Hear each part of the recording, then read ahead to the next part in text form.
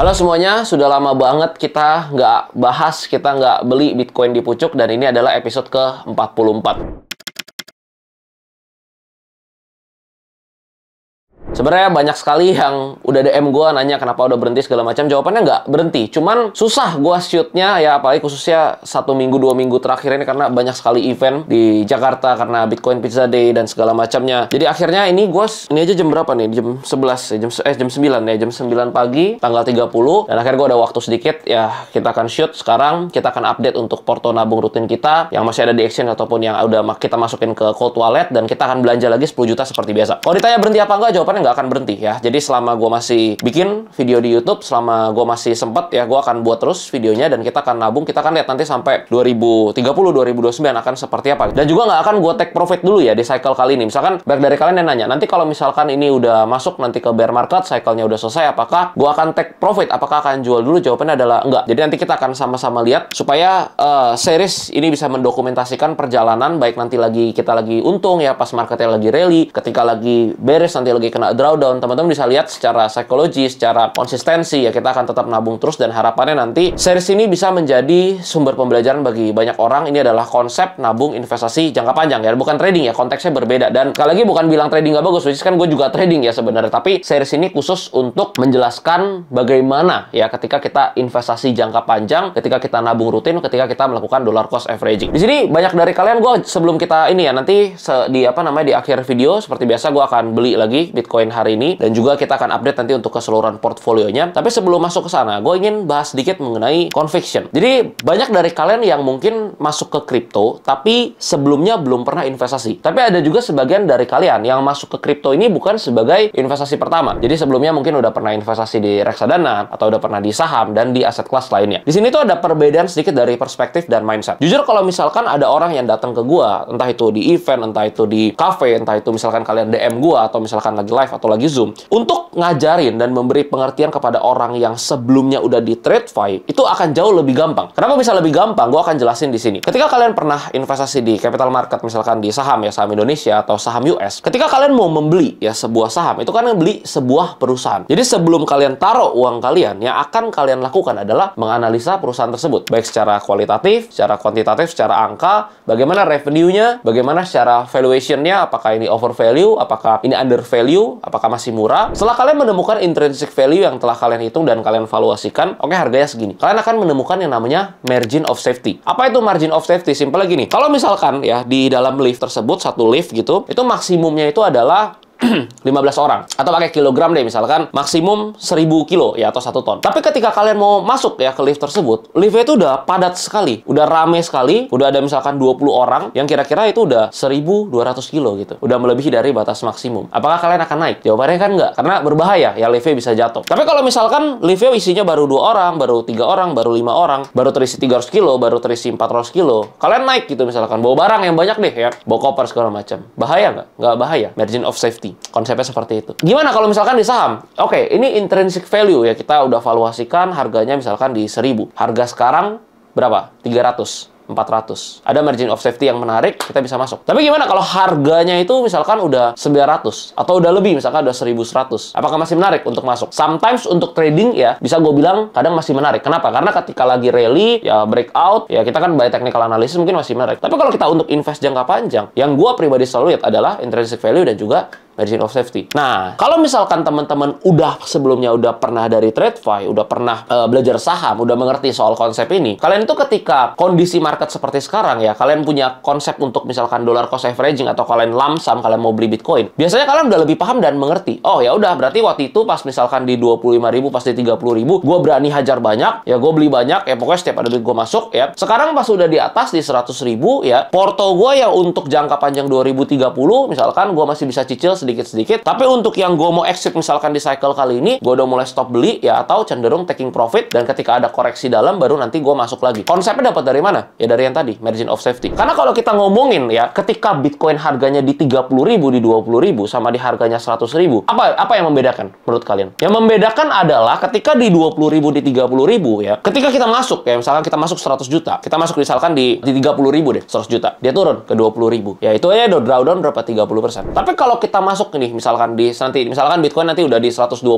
ya, 150.000 kita masuk gitu, kita 100 juta kita masuk. Habis itu 150.000 dia koreksi gitu misalkan ke 80.000, ke 75.000. Pertanyaannya, secara perspektif, secara mindset, secara psikologi, kuat nggak untuk holdnya? Kuat nggak untuk nahan floating loss-nya? Nah, itu yang membedakan. Makanya ketika harganya waktu itu lagi 25.000, lagi 30.000, mau agresif silakan gitu, 20.000 silakan. Tapi pas sudah harganya kayak sekarang, ya banyak kan orang datang misalkan gue mau nabung nih, punya duit segini, apakah gue boleh all in? Gue susah jawabnya gitu, karena gue nggak tahu lu secara conviction terhadap Bitcoinnya seperti apa. Apakah ketika nanti lagi floating loss 30%, 40% lu kuat, atau lu malah cut loss? Apakah ini portfolio yang memang lu mau hold untuk jangka panjang misalkan sampai 2030, atau cuman lu mau manfaatin sebagai cycle kali ini? Jadi nanti sebelum bear market keluar. Nah, itu yang selalu jadi pertanyaan. Kalau misalkan konteksnya cuman mau di cycle kali ini, ya ini harga misalkan udah 100 ribuan gitu, habis lu all in di harga sekarang, menurut gua jujur ya kurang wise. Kenapa? Secara margin of safety, secara risk to reward ratio, secara upside downside. Karena gini, ketika lu masuk ya di 25.000 misalkan, Bitcoin lagi harga 25.000, dia ke 100.000 aja, itu upside 300%. Duit lu kali berapa tuh? Karena lu masukin 100 juta ya, itu jadi 400 juta. Ya 25.000 ke 100.000. Sekarang lu 100 juta ya, 100 juta nih ya, di cycle kali ini, gua ngomong cycle kali ini ya. 100 juta lu mau ke 400 juta, artinya apa? Bitcoin ini 100.000, mesti ke 400.000. Pertanyaannya 25.000 ke 100.000 nih, apakah 100.000 ke 400.000 segampang itu dalam waktu 3-7 bulan ke depan? Jawabannya enggak. Jadi makanya that's why kalau misalkan tadi kita ngomongin di 25.000, 30.000, kita bisa mungkin sangat agresif. Walaupun convictionnya sama ya. Oke, ini gue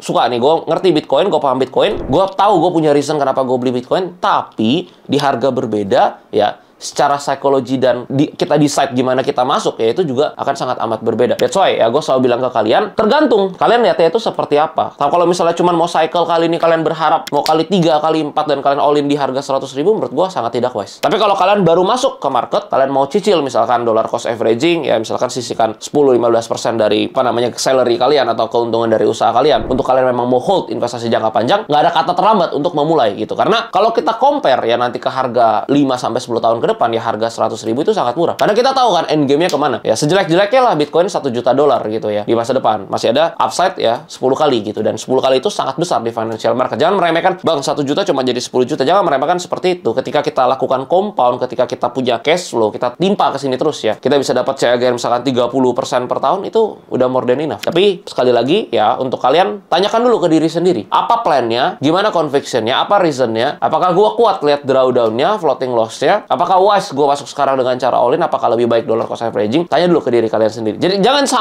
sampai ketika nanti kita semua tahu bahwa Bitcoin adalah suatu aset kelas yang bagus ya, dan banyak orang yang mendapatkan keuntungan atau profit dari aset tersebut, tapi karena kalian masuknya asal-asalan, kalian masuknya nggak dengan conviction, kalian masuk di pucuk gitu ya. Ini kan gue beli Bitcoin di pucuk ini ya sebagai entertain juga lah ya, biar lucu-lucuan tapi ada edukasinya. Jadi gue selipin setiap edukasi di sini. Tapi nggak literally kita harus beli di pucuk ya, nggak begitu juga ya. Mungkin ini nanti kalau misalkan habis beli di pucuk ini, nanti kan habis hari ini di-upload ya, mungkin nanti 2-3 hari kemudian Bitcoinnya turun gitu kan ke 100.000 ya, mungkin jadi bahan bercandaan lagi. Tapi bukan berarti kita harus beli nabung Bitcoinnya di pucuk ya, bukan itu ya. Gue nggak pernah ngajarin kalian seperti itu. Makanya kalian harus tanyakan ke diri sendiri, dan jangan sampai nantinya ketika orang-orang lain cuan dari Bitcoin, tapi kalian masuk ya karena di pucuk, kalian all in ya, apalagi yang suka dengan leverage di loan lah apa segala macam ya, nanti ujungnya kalian malah mengalami kerugian. Dan ketika misalkan udah floating loss nanti pas bear market 40%, 50%, kalian nggak kuat ya, kalian malah cut loss semua, dan ketika bull market Bitcoinnya rally lagi, kalian gigit jari gitu. That's why masuk dengan conviction ya, selalu punya plan. Jangan ikut-ikutan orang lain, terus jangan ikut-ikutan gua gitu. Karena kalian ikut-ikutan gua, kita punya plan yang berbeda, kita punya conviction yang berbeda, hasilnya nanti jadi berbeda. Kira-kira seperti itu. Nanti kalau punya pertanyaan kalian boleh komen di bawah, dan sekarang kita akan update dulu ya. Kita akan update untuk portofolio nabung rutin kita, dan juga kita akan belanja lagi hari ini. Teman-teman bisa lihat di sini ya di layar. Ini akun kita untuk yang di exchange ya. Ini kita langsung pakai market order ya, biar cepat kita masukin 10 juta seperti biasa. Oke, udah berhasil nih harusnya ya. Kita lihat di riwayat transaksi. Oke, ini udah masuk ya teman-teman. Total kita dapat ya di 0,00574 Bitcoin ya, 10 juta rupiah. Jadi sedikit ya, karena Bitcoinnya udah di atas 100.000, udah 1,7 miliar 39 juta. Jadi cuma dapat 0,005. Ini kita masukin dulu ya. Kita masukin ke CMC ya, karena ada porto yang di cold wallet kita 00574, bentar. 0,00574 tadi ya. Nah, ini total berarti yang kita punya ya. Kita lihat tadi di exchange ini kita balik lagi dulu. Kita punya 0,028 sekian Bitcoin senilai 49 jutaan. Ini di exchange ya. Dan di coin market cap yang ini ada total di sini ya. Di bawah sini kalian bisa lihat 0,3980. Ini in total. Karena waktu itu di episode berapa ya? Di episode 35 atau berapa ya? Di episode berapa? 38 ya kalau nggak salah ya. 38 atau 39 itu kita ada pindahin ya. Bitcoin yang kita di exchange itu kita pindahin ke Cold Wallet. Tujuannya untuk apa ya? Seperti yang gue bilang, gue kan mau bikin series dokumentasi ini sebagai perjalanan nabung sampai nanti di masa depan. Dan gue lakuin exact apa yang memang gue lakuin seperti di porto utama gue. Ketika gue nabung, belinya udah pasti di exchange. Dan ketika misalkan udah ada 0,3 Bitcoin, 0,5 Bitcoin, pasti gue pindahkan ke Cold Wallet. Kalau tanya kenapa ya? Untuk safety. Karena gue selalu menganggap bahwa exchange apapun itu adalah kita pakai untuk ya transaksi. Seperti kita belanja misalkan di pasar. Tapi kalau kita mau simpan, kita simpannya di kulkas kita sendiri. Kita simpan di Cold Wallet. Nanti kalau kalian nggak ngerti apa itu self custody, kalian bisa tonton video self custody di channel YouTube ini. Gue udah buatin 2 atau 3 video gitu, tutorial lengkapnya semua ya. Paling simpel ya pakai pakai Cold Wallet seperti ini ya. Ini yang gue pakai Trezor, tapi yang nggak harus Trezor juga. Kalian mau pakai misalkan Ledger, Safe, apa segala macam, bebas ya. Gue pakai Trezor ini karena wallet utama gue multisig dan waktu itu gue beli device-nya cukup banyak gitu. Makanya pas gue bikin tutorial ya, gue bikin tutorialnya pakai Trezor karena ya udah paling gampang lah, paling fasih ya. Karena udah biasa pakai gitu. Tapi ada juga kalau kalian mau pakai one key misalkan Safe, apa segala macam terserah gitu. Cuman yang pasti ya lakuin self custody khususnya untuk kalian yang mungkin udah punya Bitcoin cukup banyak gitu ya. Misalkan udah awalnya kan nabung gitu ya, sedikit, tapi misalkan udah punya setengah Bitcoin atau udah punya 1 Bitcoin, 2 Bitcoin ya, bisa mulai amankan dan belajar self custody gitu supaya lebih aman, tidur juga lebih nyenyak gitu ya. Nah, jadi kira-kira seperti itu ya. Nanti kalau kalian mau beli misalkan Cold Wallet-nya, kalian juga bisa cek di deskripsi, gue udah taruh. Kalau yang gue pakai ya Trezor itu gue ada pakai Safe 3 ya sama Model T ya. Sebenarnya ada Safe 5 juga, cuman waktu itu pas gue bikin multisig wallet-nya itu gue belinya semuanya yang Safe 3 gitu. Jadi udah biasa ya pakai yang ini. Tapi kalau Model T ya enaknya bisa touchscreen, tapi ya jujur menurut gue nggak guna juga lah, pencet-pencet gini juga sama aja gitu. Cuman harganya kan lebih mahal. Jadi kalau misalkan kalian tanya paling worth it yang mana, daripada beli yang mahal ya misalkan yang touchscreen ya satu, mending lu beli ya bisa Safe 3-nya bisa dapat 2 atau dapat 3. Dan saran gue sih satu, yang paling penting itu adalah beli langsung dari website official ya, dari pabriknya langsung dikirim dari luar negeri gitu. Bayar pajaknya nggak apa-apa lah, lebih mahal sedikit. Yang penting aman gitu. Jangan beli di misalkan di marketplace atau di second hand lah. Jadi langsung beli aja dari official website. Kira-kira seperti itu, oke? Dan nanti next ini episode 44 ya. Nanti di episode 45 kalian mau request gue bahas apa tentang Bitcoin, nanti komen di bawah ya. Jadi kita akan selipin sebisa mungkin ya edukasi dari setiap series ini. Jadi bukan cuma sekedar nabung, tapi harapan gue kalian bisa dapetin something lah dari series nabung Bitcoin ini. Dan kalau kalian tanya gue pakai apa itu tadi, pakai exchange toko kripto ya. Untuk linknya gue taruh di deskripsi. Itu ada rebate ya 20% seumur hidup. Jadi kalau kalian daftar pakai link tersebut, tiap fee transaksi kalian itu kalian bakal dapetin potongan 20%. Lumayan banget ya. Jadi total fee transaksi misalnya 1 juta ya 200.000 lumayan gitu kan, bisa tambahan untuk nabung Bitcoin. Kira-kira seperti itu. Sampai ketemu di video berikutnya. Salam beli Bitcoin di Pucuk.